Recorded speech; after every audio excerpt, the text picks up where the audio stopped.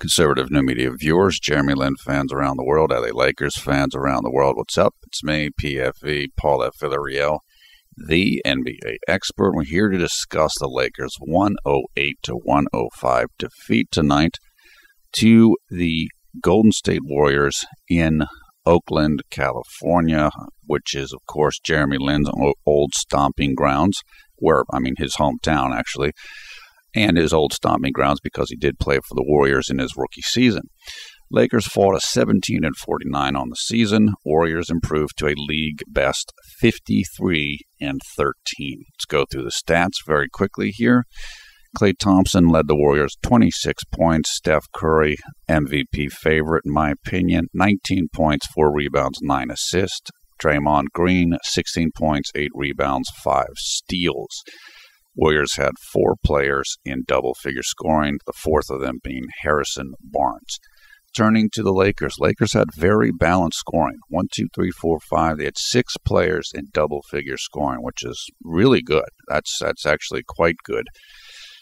They were led by 2 players had 17 points apiece, and they were the starting backcourt. Wayne Ellington, 17 points. Jordan Clarkson, who had a very nice game, and he was good in the fourth quarter when he came in, even though I didn't get to mention that on Twitter. 17 points, 5 rebounds, 3 assists. Jordan played 25 minutes, and he continues his strong recent play. Jordan Hill, 15 points, 12 rebounds. Wesley Johnson, 16 points, 5 rebounds. Carlos Boozer off the bench, 10 points, 9 rebounds. JLin, 15 points in 23 minutes played, 3 of 8 shooting from the field, including 1 of 3 from three-point range, 8 of 10 from the free throw line. 1 rebound, 4 assists, 1 steal, 2 block shots, 5 turnovers, 4 personal fouls. Jeremy's plus-minus was a -11, which was tied for the worst on the team with Carlos Boozer. What happened in the game? What happened in the game was that this game was close pretty much throughout. And the Lakers fought back in the fourth quarter. I think the Warriors kind of made a little bit of a surge, maybe in late in the third or something. I can't recall right now. The Warriors led by 4 points going into the fourth quarter. And then I thought that JLin took control of the game in the fourth quarter. He got the Warriors into the penalty, meaning that the Lakers were then shooting free throws for the rest of the quarter. So JLin got the Warriors into the penalty by himself. By himself, he drew 5 fouls, which is the penalty threshold for a quarter, on the Warriors within the first 3 minutes and 20 seconds of the fourth quarter. That changed everything. And what it also did was it slowed the game down. So it slowed the Warriors' attack down. And so, look, this wasn't Jeremy's best game ever, and neither was last night. Particularly, as you know, what I'm going to say, it's the turnovers. But these are the 2 best teams in the league, and Jeremy still found a way to extremely influence this game in the fourth quarter and give the Lakers a real chance to win this game. Now, I was just on Twitter, and JLin's trending, and I'm sure it's because Andre Iguodala dunked on him and just, haters delight and all this garbage. And Jeremy, later in the fourth quarter, got 2 turnovers, which weren't good. But let me tell you something. If the Lakers don't have JLin in this game, they wouldn't have had any chance to win this game. None, in my opinion. 0. And that's the effect that Jeremy's capable of having on a game. And like I said, he did take over in the fourth quarter. The Lakers tied the game up 95-95, and then Jeremy did have 2 turnovers that weren't good. And then the Warriors went up ahead 100-95. Jeremy got pulled out of the game, and the Lakers never caught up again. They came close, but they never got there. So, as I said on Twitter, the Lakers may not have beaten Golden State with JLin on the court, but I think without JLin on the court, they had no chance of beating the Warriors in the fourth quarter because of the immense impact that Jeremy had in the fourth quarter.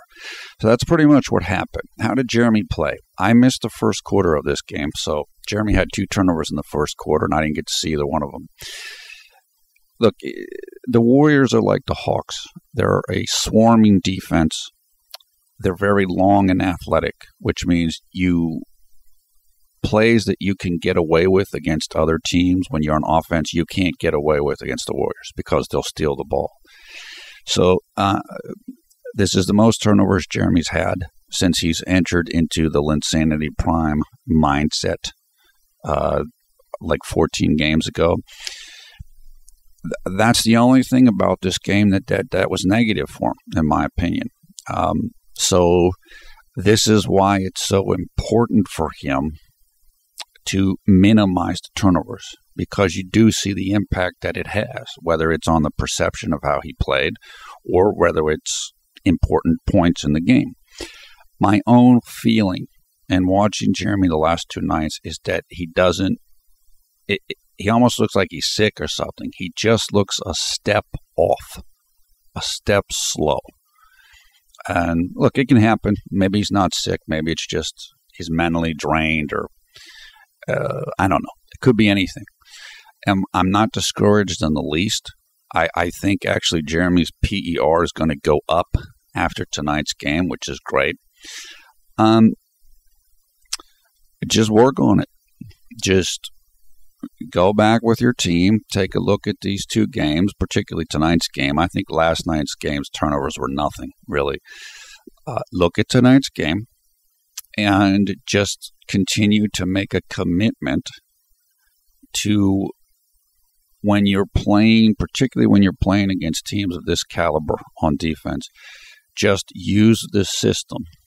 Whatever offensive system you're in, just work the system. Try to do a little bit less and just move the ball around. And I think that's the best way to kind of keep the turnovers under control. Jeremy knows this. He's well on his way in progression. This is just, you're going to have these dips and stumbles. That's just the way it is for pretty much anybody that's still progressing as a player, which is exactly what Jeremy is doing. Let's see. Okay, coming into the game, we were able to, as a community, get the NBA to change the statistics from the Atlanta game. And what I mean is that they had reported that Jeremy had 4 turnovers in the game, but that's false. He actually only had 3. The 4th turnover they charged him with, which was the final one of he supposedly had in the game, was not committed by him. It was committed by Jabari Brown. And so a bunch of people, including Jenny on Twitter, myself, and a number of other people, wrote the NBA, and the NBA responded to us, and they changed the statistic. This is great. This has happened many times before. A number of JLin's fans have done this before and contacted the NBA. And pretty much every time I can think of, it's been successful. So it's good that the NBA is receptive to this, and it's great that the JLin community, the fan community, keeps doing it. So we'll just stay with it, and great job by everybody. That's really the only note that I have in terms of coming into this game. Let me just quickly go over what happened in the game. As I mentioned, I missed the entire first quarter because I was just caught up with something else. Early in the second, Jeremy had, I believe, like 3 blown assists in a row, and I think they were all to Carlos Boozer. Then Jeremy had his 3rd turnover, which was he was passing the ball to Ed Davis in transition. Ed was running down the middle of the lane, and Jeremy saw him. He threw the ball to him. And the ball just, like Ed wasn't able to catch it, went off his hands. I don't know if I really blame JLin for that turnover. Ed had a similar play with Jeremy last night where the ball went off of Ed's hands. And I thought the ball was a pretty good pass. But when you are the passer, you are charged with the turnover, no matter how good of a pass it is. So, okay, that's the way it is. It happens.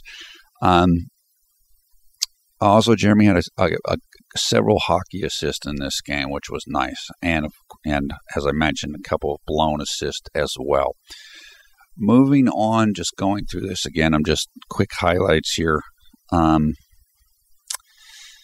Okay. Yeah, Jeremy was 3 of 8 shooting, but like one of the shots was that he missed was at the end of the third quarter. He just kind of took the last shot of the quarter, which was an isolation shot. It was a real shot. It wasn't one of these heaves from like half court, but still, it's not a typical shot that Jeremy's going to take all the time. Okay, moving on into the fourth quarter, which is where Jeremy did all of his damage primarily. Let me see. Jeremy's efficiency number for the fourth quarter was 5, which was his best quarter of the game. That's not incredible, but it's still pretty good. But Jeremy did a lot of what he did in the quarter was, again, based upon how he changed the tempo of the game and got the Warriors into foul trouble. So, again, 5 fouls were drawn by him within the first 3 minutes and 20 seconds of the fourth quarter. 4 of them where he was fouled, like he had the ball in his possession and he was fouled. And then the 5th, he took a charge. I can't remember who he took the charge against, and I believe after that charge, then he got free throws. So then at that point on, the Warriors were in the penalty. That is to be... It's described as the opponent is in the penalty. So it's a negative for them. They are in the penalty. Your team is in the bonus, which is a positive. You're shooting free throws every time there's a foul, even if somebody wasn't shooting when they were fouled. For a team to be in a bonus in a quarter with almost 9 minutes left is incredible. I mean, you cannot get a better situation than that. And so I was asked on Twitter, hey, why do you give so much credit to Jeremy in the fourth quarter, or why aren't you blaming him more? Because he turned everything.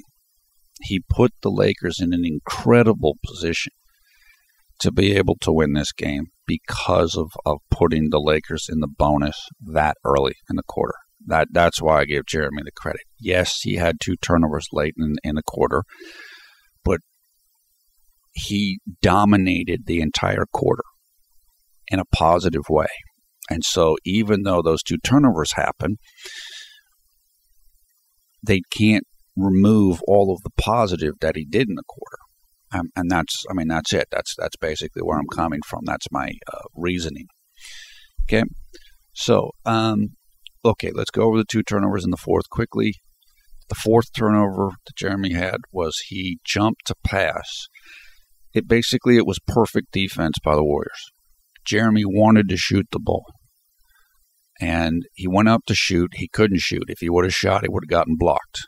And then he wanted to pass the ball to Carlos Boozer, but Carlos Boozer was covered. And Jeremy had to do something because he jumped up in the air. He tried to pass it to Carlos, and the ball was picked off, which, of course, as we've talked about before, don't jump to pass. Look, as I said, Jeremy needs to kind of go back to the drawing board in terms of the turnovers and the steady, low-risk mindset. But, look, he's playing in his old team. He's playing in his backyard. He was geeked up. It's on a back-to-back. It happens. So, and obviously he did a lot of positive things tonight and in the fourth quarter. So I get it. In the future, though, sure, we want fewer turnovers. I think we're well on our way towards going down that road right now. Okay, then Jeremy's 5th and final turnover. I did not see it, but I know that Draymond Green stole the ball from him. Draymond Green is a very disruptive player. If you watch this game, Draymond is the person who caused Wesley Johnson to commit the final turnover of the game, which basically eliminated the Lakers' chances of winning the game. He's just an athletic guy with good defensive instincts, and I didn't see the play. but he can do that. What you do when you're facing good defenses, as I said a couple of minutes ago, you back off a little bit. If you're used to being able to be more aggressive, well, when you face a great defense, get a little less aggressive. Move the ball around, and just you have to kind of reduce your repertoire to a lower threshold than what you would think about doing against a lesser defensive team. So that's about it. I mean, that's what happened to Jeremy tonight, at least based upon what I saw. The 3 turnovers that I saw, they kind of fell into that category. And coming back to an earlier point, the Hawks and the Warriors are great. They're great teams, and they're very good defensive teams. And this is what happens when you face great defensive teams. You're going to make some mistakes. But as Brent Yin mentioned on Twitter, the more you face teams like this, the better you get, because the more used to it you get and the more you can adjust to it. So I absolutely expect Jeremy to do that after these 2 games. And I'm hoping that in the games to come, we'll be seeing fewer turnovers. I'm not getting caught up in negativity or Jeremy Lin's inconsistent or this proves everything. No, it doesn't prove anything. It proves that Jeremy Lin can almost will his team to a victory in the fourth quarter. I mean, that was proven, I think, tonight. Sure, he can make some mistakes, but, if you want to win, sometimes you got to take risk. And I think that's kind of what he did tonight. So let's move on to the next game. Jeremy was named as the Subway sub of the game. After his second turnover of the fourth quarter, Byron took him out, and that came with 3 minutes and 14 seconds left in the game. The score at that time was 100-95 for the Warriors. Just a couple moments ago, it was 95-95 tied. After Jeremy Lin came out of the game, the Lakers would never tie the game again or get the lead. So with Jeremy in the game, they tied it. Without Jeremy in the game, they didn't tie it, and they didn't take a lead.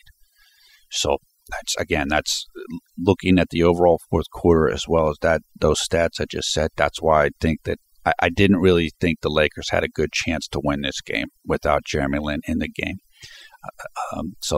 And that's what ended up happening. Now, with about 10 seconds left in the game,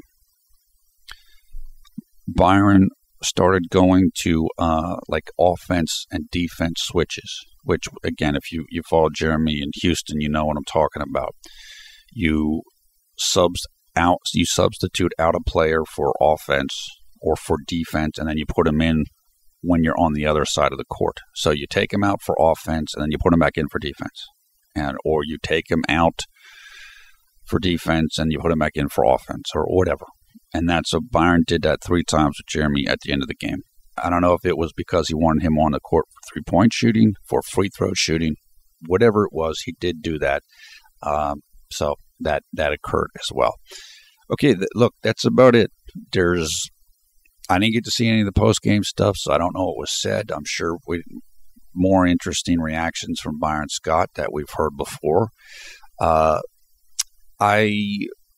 I'm okay with this game. I would be happier if Jeremy had 3 turnovers or 2.